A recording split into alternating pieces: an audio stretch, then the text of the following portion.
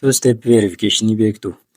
Iimeelii keessan namni tokko paaswordii iimeelii keessanii yoo beeke garuu two step verification isin galchitan lakkoofsa bilbilaa keessan yookaan iimeelii keessan malee gara iimeelii keessanii seenuu akka hin dandeenye yookaan eegumsa iimeelii keessanii gochuu akka dandeessanii beektu. Two step verification jechuun namni tokko paaswordii keessanis beekee iimeelii keessanis beekee iimeelii keessan garuu eeyyama keessaniin alatti seenuu akka hin dandeenye iimeelii keessan kan isiniif qabudha.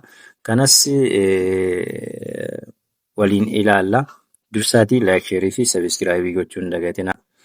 Yeroo darbee guutuusaa Digital Skill Academy irratti waan keenya jirruudhaaf Digital Skill Academy guutuusaa akka ilaaltan isiniin jenna.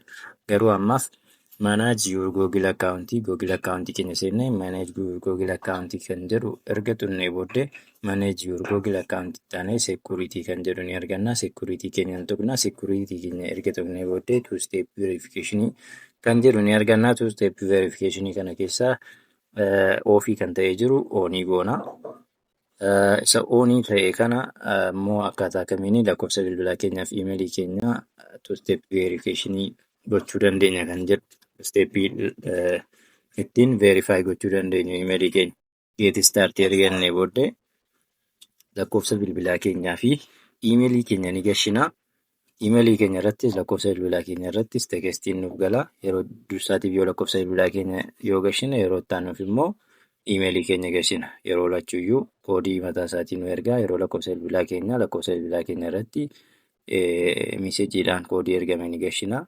Yoo iimeelii ta'e immoo iimeelii keenya irratti koodii nu ergame ni gashina. Erga gashinee booddee two step verification keenya onii goona jechuudha. Two step verification keenya onii goona jechuun yeroo biraa namni tokko paaswordii keenya beeka yoo ta'e eeyyama keenyaan ala paaswordii keenya qofa waan beekuudhaaf iimeelii keenya fayyadamuu hin danda'u.